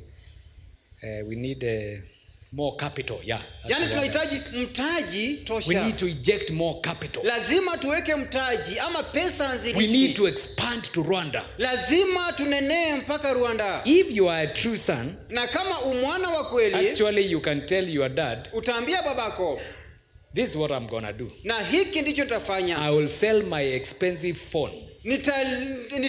Nitauza simu yangu ya Ninunue gharama. mulika mwizi. And then the money Na pesa I will put in our company. nitaweka katika kampuni. Because this is your company. Kwa sababu hii ni kampuni yako. Tell that to the employee. Ambia hiyo kwa mwajiri. Niuze simu yangu. Niuze Camon 12. Niweke kwa kampuni yenu. Because to him, Kwa sababu kwake the relationship is not about love. uhusiano sio kuhusu So, upendo. why is it that you as a son, Mimi kama mwana, you are doing things because you fear? unafanya mambo kwa sababu unaogopa. You need to be threatened actually. Lazima utishwe kiasi. Ukikataa kutoa hiyo pesa, utaipoteza ukienda nyuma. Sasa unakuta sasa huyo, I wish angeongea hivyo. Sasa ninalazimika kutoa. And even as you give it, you are imagining hiyo ni chips yangu naweka hapo. Unashangaa ni Imagine hiyo ni bundles yangu sasa ninaweka hapo. Imagine, because you are fearing. kwa sababu Rather- unaogopa. And that's why hii ninasemanga society inaanza kusema hivyo. Ukitaka nisitoe, the easiest way for me not to give Na njia rahisi ya mimi kutotoa is for anyone to try to threaten me. ni wakati mtu yeyote anajaribu kunishurutisha. Because I don't have the spirit of a slave. So there is Kwa sababu no fear. sina roho wa uteka. Hata kama nilikuwa nimeishika hivi, ati uanze sasa, if you don't give, Usipotoa utakiona ninarudishanga kwa mfuko roho safi, na naambia God I thank you, na because kushukuru Mungu. nilikuwa karibu kukoniwa, because that is not your servant. Kwa sababu sio Huyo sio mtumishi wako. hiyo sio mtumishi. Wacha ikae kwa mfuko, nitatoa kwa kutaka, na nitatoa tu, because I do not have the spirit of a slave. Mimi sina roho wa mteka. And in the same way, even when it comes to the tithe, I don't have to calculate to the last dot mpaka niweke sumuni kwa bahasha. That is a slave. Hiyo ni roho wa uteka. Hiyo ndio tunalipanga kodi mpaka tusumuni. When it comes to the tithe, I know Inapofikia God has fungu la given kumi, me so much. Mungu amenipa zaidi. So much, even that is not tithable. I Yani mean, you hili know there ambapo are pengine things that are not fungu. tithable. So sasa unashinda ukicalculate as if you are under the law. No, there are so many things that you cannot tithe. Yaani kuna vitu vingi sana hauwezi toa fungu yavyo. When I have driven on the road for more than a year without a punch, how can I tithe that? Wakati ameendesha gari pasipo mpasuko wa gurudumu, How can I tithe that? nitatoaje fungu hilo? All wakati mwaka umeisha, niko na kadi ya NHF na hii insurance na hii sijawahi kanyanga hiyo hospitali. How can I tithe that? Na je, nitatoa fungu vipi la haya? By the way, you know, tukiclear up a college, I had a big problem with the sanatorium because my name was not there. Alikuwa na I shida had sana. never set foot. Yaani hakuwahi kuingia In fact, katika you, I had hospitali. sworn. Alikuwa ameapa. Tulipoingia college nilienda nikasimama mlango ya sanatorium and I saw I will never Na go through this nikaapa ya door kwamba katika hospitali hii sitawahi ingia. unless ninakuja kuangalia mtu. And that is exactly what happened. Na ndicho kilitendeka. 5 years, Miaka 5. calendar years, Miaka I 5. never set foot in Na that sanatorium. sikuingia katika dispensari ile. Isipokuwa ni kwenda kuangalia mtu mwingine. So how can I tithe that? Na je, nitatoa fungu vipi ya haya? Ili uanze kuniambia ati sasa mpaka ni calculate tusumuni. Kama nisitoe kwa sababu ninatishwa. No, it is out of my love. Ni kutokana na upendo And I wangu. will still give more than that. Na bado nitatoa zaidi ya Because I hayo. know this is my father's empire. Kwa sababu najua kwamba I am a son. You rasilimali ya remember where babangu. we read where our theme comes from? Mahali ambapo- Therefore you are no longer slaves, Yani sasa nyisi wa but mateka. sons. Lakini And wana. if sons, you are co-heirs together with Christ. Na hakika kukiwa wana ninyi I warithi have pamoja my na Kristo. inheritance is what my father owns. Yani urithi wangu ndio babangu ana So milki. how would I now be compelled? How would I be driven by fear? Nitashurutishwa vipi na uoga? If I know this belongs to my father and this is my own inheritance. Na kama najua kwamba ni ya babangu na urithi wangu mie ni huu. The slave is Mteka. faithful because he fears. Ni mwaminifu kwa sababu The amejawa na son is uoga. faithful because he loves. Mwana ni mwaminifu kwa sababu anapenda. By the way, let me use the marriage analogy. Na nitumie mfano wa ndoa. And this is where now sometimes laws do not help. Na hapa ndipo sheria hazina You matumizi. cannot legislate behavior. Hauwezi weka tabia kuifanya kwamba itendeke. Huwezi weka sheria kugovern tabia ya mtu. When we are talking about faithfulness in marriage, Tunaponena kuhusu uaminifu katika ndoa. if it is a law, Na kama ni sheria, of course you know people have a way of going around the law. watu wako na njia ya kukwepa sheria. But when it is out of love, Inapotokana na then you upendo, don't need anyone to follow you, haibidi mtu yoyote akufuate. because you are not doing it because you are afraid of being caught. Hautendi kwa sababu waogopa It kushikwa. is because you love that person. Ni kwa sababu unampenda mtu huyu. Vijana mnanisikia? So mambo ya what zinaita nini? Mapassword nyingi na story mrefu kwa phone azikusaidii. If someone is a cheater, they will still cheat you. Na kama mtu ni duma, kama mtu kama mtu bila ni hiyo mwongo, mapassword mingi, atakudanganya, sio chita ile. bila hiyo story, they will still do it. Bado atakudanganya. Just look for someone who loves you. Angalia mtu anayekupenda. You don't have to follow them. Haibidi umfuate. You don't have to bother with their phone. Ama pengine kusakura simu You know yake. they love you. Unajua kwamba anakupenda. And they will not do anything against Na hata tenda lolote kinyume na wewe. They are driven by love, Yani anaelekezwa na upendo. not by fear. Na sio kwa uoga. And you know, in the final analysis, Na katika chambuzi la there is mwisho, no force on this earth hakuna nguvu greater katika dunia than hii love. kushinda upendo. Yeah, even fear. Hata uoga. Kwanza uoga iko mbali sana. Upendo ndio, that's the greatest love. Hakika upendo mkuu. If you doubt, Kama una shaka, jiulize kwa nini mtu msichana ataruka fence, anajua baba yake atamuua, lakini ni huyo ameenda usiku, ameruka kutoka kwa gorofa, ameruka aende na kijana mwingine, kijana ambaye hata hana chochote. Sasa hiyo baba yake, nikikuona huyo kijana nitakunyonga. Msichana anasema uninyonge, lakini bado nitaenda. Sasa what is driving that girl is, na kwa hivyo kinachomfanya it is not aruke fear. Actually she fears the father, anaogopa baba, but the love is overrides the fear. lakini upendo unashinda ule uoga. Yes, because love is the greatest force on this earth. Kwa sababu upendo ndio msukumo mkuu sana katika dunia The hii. son Mwana, serves out of love. The slave serves out of fear. yani mwana anatumikia kutokana na upendo, mteka anatumikia kutokana na uoga. From the words of Jesus himself, Na katika maneno ya Yesu mwenyewe, the son lasts forever. yani mwana anadumu The milele. slave does not abide forever. Yani In mteka other words, hadumu. the son, Mwana, their faithfulness and their service yani uaminifu wao na is pia not ibada. limited to a certain season. Yani haijapungukiwa wakati majira yako Of course, fulani. that is in John 11 when he was saying, if the slave sets you free, Na kama mwana atakuweka huru, the slave, kama mteka atakuweka you huru, are free as long as that slave is in, ako kwa kazi, but the son abides forever. Lakini mwana anadumu So if milele. he sets you free, Na kama atakuseta then you are huru, free indeed. wewe uko huru kabisa. Why am I talking about the time element? Na kwa nini kuhusu swala hili la wakati? Sometimes people will actually get inspired. Watu wengi wakati mwingine Kwa watamulikiwa sababu ya revival fulani ama kamondoko, kamsisimuko for 2 weeks. kwa majuma mawili. They will be so excited. They will be good. Atachachishika They will sana. give. They will. Atatoa, atafanya kila kitu. But then 6 months, Lakini miezi 6 1 baadaye, year, mwaka 2 moja, years, miaka 3, 2, miaka 10 3, years, miaka 20. 10. Ai. Akamwambia hii kitu. You see, what Jesus was saying is this. Na kile Yesu alitamka ni haya. Every house had the senior servant. Na kila nyumba palikuwa na mtumishi mkuu. Now, he had some delegated authority. Na alikuwa na kazi ambazo He could walipatiwa come kila to mtu. one of the slaves Na kama ungekuja kwa mteka mmoja, and tell him, I have set you free, nimekuseta huru, and you would be free. nawe utakuwa But huru. then, he can be sacked. Anaweza Another futwa. one comes Na mwingine aje and tells you, come back. na kuambia njoo. Nani alikuambia umewekwa huru?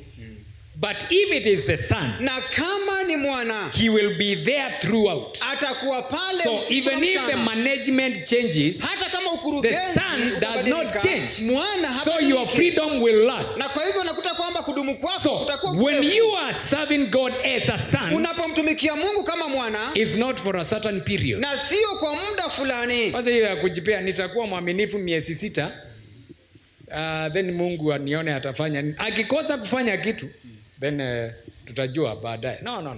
Hapana. It's for life. Ni kwa It's maisha not for a season. na sio kwa msimu. Na sio ile ya msisimuko. Ati sasa, allow me just still go back to the issue of giving.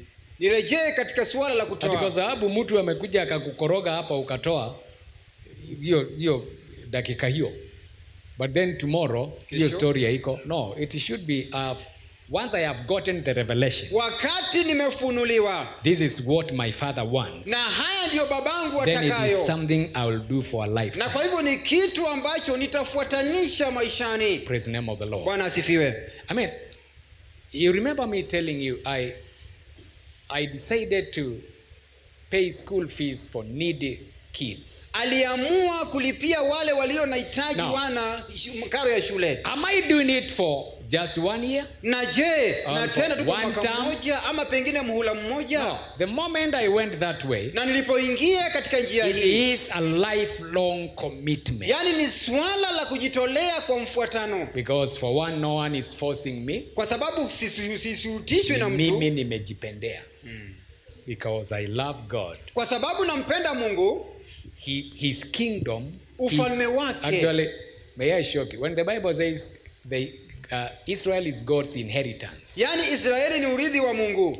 have you ever realized, stop to think what that means? Je, ushatuliza kuelewa inamaanishani? When people on earth say my inheritance ni, Merika ni ya baba yangu, that is Urithi my wangu ni inheritance. Merika kwa sababu ni ya babangu. Buildings, Yani companies. mijengo aina yote hiyo. God looks at his people Na Mungu anaangalia watu and wake. says, this is my inheritance. Anasema ya kwamba urithi wangu ni His huu. people include the needy people. Na watu wake pia ni wale walio So katika that is his mahitaji. inheritance. Na huo ndio urithi So wake. as a son, Na kama mwana, that is my inheritance. urithi wangu ni huu. And it's not for a season. Na sio tu kwa msimu. Praise the name of the Lord. Bwana asifiwe. So whatever it is that God has begun to do in your life, Na kile Mungu ameanza kutenda if katika you ndani want yako. promotion, Na kama unataka become a kuinuliwa, son. kuwa mwana. A son abides forever. Mwana anadumu Wachana hii milele. ya msisimuko ya saa hizi, unasisimuka unafanya kakitu, then for the next 10 years hiyo tu ndio unashindanga ukiquote. Unajua siku moja vile nilitoanga ngiri yangu moja. Hapana, wachana hiyo. That is for the slave. Na hiyo ni Because wateka. kwake kutoa, it was not normal. But for you, should not be an issue. Lisikuwe ni swala. It is you abide there. Yani ni swala la kufuatanisha. Unadumu pale. Sio ile kwa sababu leo umeamka. Anyway, we are in the generation ya Instagram na Facebook. Sasa the whole year we unaamkanga saa 5 mchana. The one day hata ni usingizi ilikosekana. ukaamka saa 11:45. Sasa hiyo ndio unashinda ukipost morning devotion manenos. Wachana na hiyo. Hiyo ni ya kushtua your friends. What God is looking for is this son of mine abiding in this thing. Wachana hiyo ya kushinda akipost kitu kamoja. Which by the way does not make sense. Ati unaona mtu amepost niko mlimani munitumie prayer item. Unasema kama you are still on Facebook ni mlima gani? Ama ni mlima ya nani? Ya Zuckerberg. Anyway, because kama ungekuwa mlima ile ya kweli hata ungekuwa na simu in the first place. Where do you even get time ujipigange picha ati ukiomba umepiga magoti? Ati sasa ujipigange hivi. Tuko mlimani waiting for your prayer items. You will keep on waiting. Selfie mlimani. Because if really you were a son, kama ungekuwa mwana, that time between you and your father, kati yako na babako, I mean, saa hizi, okay, let me put it this way. Ili uelewe kile nasema. Hata kwa hiyo ya being in that presence. If Uhuru Kenyatta came here, the president. Na kama rais wa Kenya angekuja hapa, all of us, hata mimi ningetaka kupigwa picha na yeye, si ndio? Alafu nikapost. Alafu unaandika tu hapo chini today during service with his excellency. Leo pamoja na unye. Because I need people to see at least today. Nahitaji watu waone angalau leo. I was with this big man. Nilikuwa na huyu mkuu. Do you expect his son? Anaitanga nini huyo kijana? Jomo. Unatarajia mwanake? How many likes will he get? Na je, atapatiwa dole mara ngapi? Akipost picha yake na baba yake. Asema today with my dad. How many likes will he get? Leo na babangu atapatiwa dole ngapi? Kila mtu atakuwa, even me I was with my father. Hata mimi nilikuwa na babangu. It's not a big deal. Na sio swala kuu. You see, but the slave, lakini to him, mwana, you know, it's a big privilege. Hakika ni jukumu kuu sana. The moment you begin to realize hii sio kitu ya muda, hii vitu ya excitement ya kamuda, you know, I want this to do this for 2 months, itakuondokea because you realize this is not for, hii sio kitu ya once in a while. This is me. Hakika ni mimi. I abide forever. Mimi nitakaa kwalo milele. Ni ya maisha. I am not doing this for a season. Na sitendi tu kwa msimu. It is for life. Ni kitu cha kufuatanisha na cha kuishi. Jambo la mwisho ni hili. I'm showing you the difference between the spirit of a slave, yani tofauti kati ya roho wa mteka and the spirit of a son. Na pia roho wa mwana. The son mwana has the same heart with the father. Ako na moyo mmoja pamoja na baba. The slave na yule mteka doesn't. Hana. Do you remember Jesus saying, unakumbuka Yesu my father is working, babangu anafanya kazi, and so am I. Na pia mimi. Meaning we are one. Actually he went ahead and said, akatangulia akasema, I and the father mimi na baba are one. Ni kitu kimoja. Because he wanted to bring out this picture. Alitaka kuleta whatever I am doing, na kile nafanya, it is because in my father's heart. Na katika nyumba ya babangu. In my father's heart. Na katika moyo wa babangu. We have the same heart. Na tuko na moyo moja. This is our thing. Na suala letu ni hili. So, where do you get this weird idea where we begin to think there is God's house and God's things and our things? Yani suala la kupotosha kwamba nyumba ya Mungu, vitu vyetu na vitu vya Mungu natoa wapi? Pray through John 17 and you'll be surprised. Naomba pitia Yohana 17 na utatiwa mshangao. When Jesus was praying the last prayer. Na Yesu alipoomba ombi la mwisho. You remember that prayer? Nakumbuka ombi hilo. The statements he keeps on saying. Na yale maneno aliyozidi kusema. These men that you gave to me. Na hawa watu ambao ulinipatia. That is Jesus praying. Na ni Yesu anaomba. They are yours. Hawa ni wako. So everything that is mine. Na kila ambacho ni changu. Is yours. Ni chako. Can you say that? Unasema hivyo? You, can you say that? Je, unaweza sema hivyo? Everything that is mine. Na kila changu. It is yours. Ni chako. Because to him, kwa sababu kwaye, he didn't want to hold on to, he didn't want to tell God, sasa hawa ni wangu. We ujipange, ukitaka wako, we jipange. Hawa ni wangu. I've worked on them for 3.5 years. Na nimewafanyia kazi kwa miaka 3. Hawa ni wangu. So he kept on saying, akazidi kusema, I in them, mimi ndani yao, you in them, ninyi ndani yao, What is he saying? Anamaanisha nini? I have no problem Na sina shida. if it is me in them Na kama ni mimi ndani or yao, you in them, ama wewe ndani because yao. we are one and the Kwa same. sababu sisi ni kitu By the way, kimoja. go through that prayer of Jesus, John 17, Na ukipitia Yohana 17 maombi ya Yesu, prayerfully, yani kwa and you'll maombi, begin to see why the Bible is saying Jesus was faithful as a son. na utajua That is how kwa nini faithful nasema he kwamba was. Yesu alikuwa mwaminifu kama mwana. Moses, ili uone difference, Moses alifika mahali akageuka Mungu. Amen. I like that man. Napenda Because, mtu huyu. 1 minute Dakika moja. anaambiwa na Mungu, songa kando nimalize hao watu, alafu nitakuinua wewe kama taifa. At least hapo alipita kamtiani. Anaambia Mungu, hapana, usiwamalize. In fact, kama utawamaliza hata mimi nimalize. Kwanza niondoe kwa hiyo kitabu mahali umeniandika. Mungu anafanya hesabu, anaona huyo mtu siwezi kumuondoa. The next day watu wanaleta shida. The same Moses anaenda kwa Mungu. Anamuuliza, did I give birth to these people? Na je, mimi nilijifungua hawa watu? Actually, Moses used exactly that word. Ni mimi nimezaa hawa watu. Hao ambao wananisumbua. Si ni watu wako? Wewe ndio uliwatoa Misri. Kwa nini wanashinda wakiniitisha mkate na nyama na nini? Mpaka Mungu akamwambia, okay, nitawapea kwa sababu hata wewe unaniambia si wako, ni watu wangu tu. Nitawapea lakini nitawaua kwa sababu hata mimi kabla wakuchokesha nilikuwa nimechoka kitambo. But Jesus actually says this. Anasema haya. They were yours. Walikuwa wako. You gave them to me. Uliwapa na and I have kept them. Na nimewaweka. None of them na hakuna mmoja wao has gotten lost. Amepotea. Except ila tu the son of perdition. Mwana wa uasi. He's talking about Judas. Ananena kuhusu Judas. Yani Jesus is owning Judas. Yani Yesu anasema ulinipea hawa na ni wangu. Hata Judas akiwa mbaya hivi. Musa anageuka Mungu anawaambia hawa watu, kwani mimi niliwazaa? Because he's a servant. Kwa sababu ni by the way mtumishi. Ninashinda nikiumia hapa na hawa watu si wangu in the first place. But Jesus is like, they are yours. Hawa ni wako. And they are mine. Na ni wangu. Na sisi zote tuko kitu kimoja. Lakini most of the time tukianza kufanya vitu yetu kuna ile excellence tunataka. Tukianza kufanya mambo ya Mungu unajua hii ni ya Mungu. That's why I'm telling you, you look at that. They are yours. Unatazama hizi ni zako.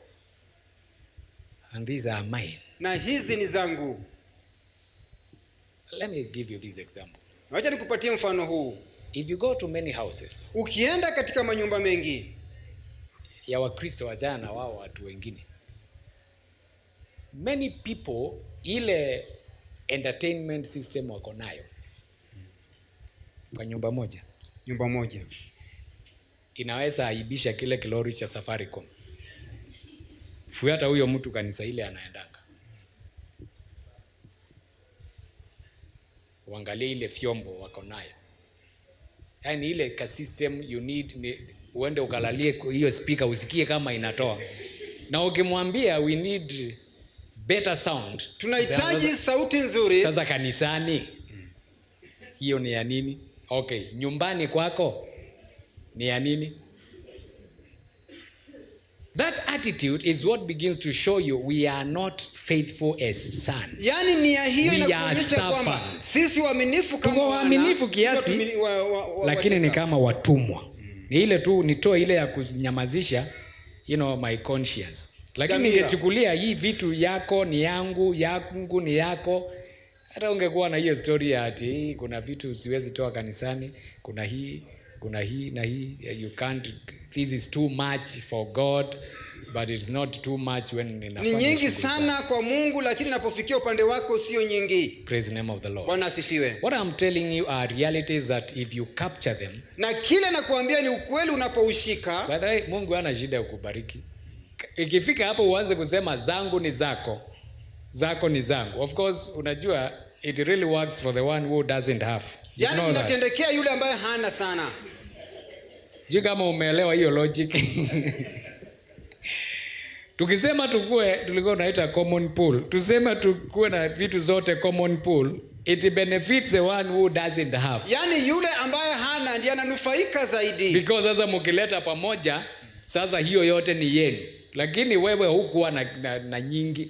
Sasa wakati unaanza kufika mahali ati unaambia Mungu zangu ni zako, you imagine zako ni ngapi? Alafu na yeye anakuwa kuambia zangu, Mungu anakuambia zangu ni zako. Of course you realize Tagundua that's a different world altogether. hakika ni dunia tofauti. Hata hivyo, So this thing should actually motivate you to realize vitu hivi as a vikupatie son, motisha kama mwana. I really stand to benefit a lot. That's why I'm Nasimama talking about kufaidika faithfulness zaidi. being the key Uaminifu ndio kipengele to your kikuu promotion. katika kuinuliwa kwako. You really need a lot. Unahitaji zaidi. Sasa kuanza kuona kama unaweza tajirisha Mungu. Seriously. Hiyo pesa unaongea juu yake ni kidogo sana. It's hata ikikosekana in the kingdom will never know. Ufalme hautajua. It is too little. Hakika ni kidogo sana. But when you realize if I can be faithful, Unapogundua kama nitakuwa mwaminifu trust me, na Mungu aniaminie kwa haya, then it begins to make a lot of sense. inaanza kumakinisha That's why zaidi. Jesus, he kept on saying, the Father has given the Son Baba everything. amepatia mwana He kila has left kitu. everything Ameachilia in kila the care of kitu his Son. katika mkono wa mwanake. I have a friend of mine. Ako na rafiki yake, He was telling me the other day, we were praying over something and they told me, help me to pray because kuna kakitu kananisumbua. There is a certain shosho na kuna shosho fulani in their neighborhood. katika ujirani wao. She was known as desolate, hana watu. So mama yake kila wakati anamtuma wakitoka shule. Ukitoka shule, enda kwa yule shosho. Enda ukamchotee maji na uhakikishe umefungia mbuzi zake. Of course the boy was, kwani hana watoto? Kwa nini unashindanga ukinituma huko? Mama yake anamwambia wewe enda tu. So the boy kept on doing, Akazidi grudgingly. kufanya swala And hilo. with the time akaizoea tu. Guess what? Bashiri, Kumbe shushu akona a lot of properties and very many sons and even more grandchildren. So the moment she was sick, alipokuwa mgonjwa they began to come. kaanza kuja, She called a meeting. akaita mkutano. Akaanza kugawa. The lion's share was given to that boy of the Yaani neighbor. shirika kuu likapatiwa kwa huyu kijana. Anawaambia nyinyi, nisikie nikiwa kwa kaburi, nisikie mmoja amekuja kuuliza yeye, mtaniambia wakati alikuwa ananichotea maji mlikuwa wapi? So when huyo shushu alikuja, sasa some of them wanajaribu. Sasa that was where the prayer item was coming from. Nisaidie kuomba. Wale wa jamaa wanataka kuninyang'anya kile nilipewa by inheritance. I inherited where I am not a son Nilirithi mahali ambapo mimi si mwana because of my faithfulness. kwa sababu ya Because uaminifu. you know that is a very, if you were a son there, hata wewe ungesikia vile kana kuuma. Sasa huyu hata kile kiploti kiko pale kimepewa huyu wa jirani, lakini unaanza kukumbuka, by the way, where have we been? Hiyo ndio shida ya wengine wetu. Unaanza kuambia Mungu nipe inheritance, anakuambia nisikie ukiongea hiyo neno tena. Where have you been Umekuwa wapi when I needed you? nilipokutaka? And that's why we keep on, inheritance is real. Urithi ni God has an kweli. inheritance. God has a lot of things to Mungu give. ako na vitu Not vingi just sana. money. Si pesa tu. Long life, Yaani maisha marefu. joy, because Furaha. joy comes from the Lord. Inatokana na Joy Mungu. does not come from money. Haitokani na pesa. Kwani watu wangapi wako na pesa? Ulisoma historia ya huyu jamaa amejirusha baharini jana? Hiyo nilisoma nikacheka. Hadi alipigiwa simu na baba yake ambaye amekufa. It's in the newspaper. I'm not making it up. That's what the wife said. The man received a phone call Alipokea mwito wa from his simu dead father. kutoka babake ambaye amekufa. And then he began to behave funnily. He just walked out of the house. Alitoka katika Akachukua nyumba, gari yake. chukua He nyumba, drove into the sea. na akaendesha mpaka baharini. Sijui kama hiyo simu ilimwambia kuja. Whatever, but you begin to imagine. Sasa hapa kuna mtu ako na gari. He is driving himself into the sea. Anajidumbukiza baharini. And here you are praying, believing God for a car. Na hapa unaamini Mungu akupatie gari. Ili ujiulize kama gari ndio mwisho wa kila mambo, kwa nini huyo alijiua? I mean, he drove into the sea. Aliingia baharini. Of course, kama umefika hapo mpaka unapigiwa simu na watu waliokufa, then furaha iliisha kitambo. Afadhali nikae bila chochote na sipigiwi simu na watu waliokufa. Wacha nikae na furaha ya Bwana. Yes.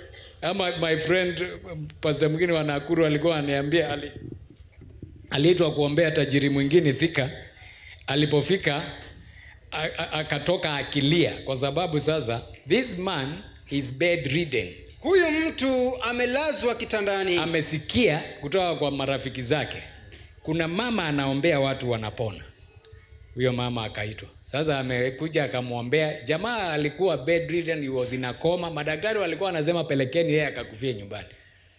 Mama akamwekelea mkono akaamuka. So akasema actually I feel hata nataka kukusindikisha. Sasa mke wake anamwambia hapana, si umepona sasa. Anamwambia hapana, si wewe ndio uliniambia kuna imani. Wacha nifanyishe imani kazi. So anaanza kutoa pastor kwa nyumba yake. Anamuuliza ulipark wapi? Pastor anamwambia leo sikukuja na gari yangu. Lakini hana gari in the first place. So wakati wanapitia garage anakuta gari 3 na moja ambayo imefunuliwa. Hizi 3 zimefunikwa. Unajua zile zimefunikwa zisipate fumbi. Sasa hata gari haikuwa inashtua yeye. Ile blanketi imefunika gari ndio ilikuwa inashtua yeye. Ya kwamba Mungu, mimi ninakuliwa na baridi, ile blanketi imefunika hii gari. It is better than my blanket. I'm not even talking about the car. The car iko mbali sana. Blanketi ambayo imefunika. Goza alipoenda, huyo jamaa akampigia the next day, hey, I'm strong, nini. Si ukuje kututembelea tena. Akamwambia means ya transport. Akamuuliza by the way, wewe uko na gari? Akamwambia sina. Akamwambia how? Kuna mtu hii dunia hana gari? Of course unajua kama uko na gari ine, how would you expect anyone else not to have a car? Utatarajia aje ya kwamba mwingine hana? Lakini unaona ako wapi? Kitanda. Sasa huyu mama alikuwa anasema at the end of the day aliangalia hata kama analia akasema at least I thank you God. Hata bila hiyo blanketi mzuri kama hii imefunika gari, bado ninalalanga. Ninapata usingizi. Unajua kuna watu wako na manyumba mzuri lakini halali bila madawa ya kulala. Na wewe unajiwekelea kwa gunia yako na unalala mpaka kesho. That is what we are calling the joy of the Lord. Na ndicho tunaita furaha ya Bwana. Seriously. Wajana, tunatafuta vitu zile complicated. The fact ya kwamba wewe unajiwekelea tu kwa hiyo baridi na unalala, kuna mtu ako na hita kwa hiyo nyumba na halali. Amekula akashiba, wewe hata you are struggling with an empty stomach na bado unalala. Yeye ameshiba halali. Anaamuka usiku kuanza kutafuta what they can do. Alafu sasa baadaye unaanza kuenvy huyo. Ukianza kujua vile sometimes watu wanakujifanya wako na furaha na hakuna, utaanza kutamani kukua in that presence of God. Kukua katika uwepo wa Mungu. Let's stand on our feet. Tusimame. It is faithfulness. Ni uaminifu. That becomes the key. Ambayo inakuwa and not just faithfulness, because you can be faithful as a servant. Unaweza kuwa mwaminifu kama mtumwa. Or you can be faithful as a son. Ama mwaminifu kama mwana. And because we are talking about manifestation of sons. Na kwa sababu tunaenda kuhusu mdhihirisho wa wana, we need to go to shift from faithfulness of slaves, of servants. Lazima tutoke kwa uaminifu wa utumwa. Which is driven by fear. Na hii inaelekezwa na uoga. And the faithfulness of a son. Kushinda uaminifu wa mwana. Which is driven by love. Ambaye inaelekezwa na upendo. I am faithful to my father. Mimi ni mwaminifu kwa babangu. Because I love him. Kwa sababu ninampenda. Can you imagine mtu ameajiriwa na baba yake na anampiga kiraka? Of course, unajua inatendekanga. In the natural. Sikuna watu unakuta mzee anasema afadhali niache huyu nimeajiri kuliko hii kinyangarika. Na hiyo inaitwa kinyangarika ni kijana yake. Yaani unakuta, these are realities. Unaenda kwa kampuni unakuta mzee anasema huyu kijana asikaribie cash office. Of course that tells you what kind of a son he is. Inakueleza ni mwana aina ipi. Hata hajafika faithfulness ya servant. That's why the servant is better. Unakuta sasa anasema afadhali huyu nimeajiri kuliko huyu ambaye anajiita mwanangu. That's where we need to change. We need to be faithful. Lazima tuwe waaminifu na kubadilika mahali hapo. Hallelujah.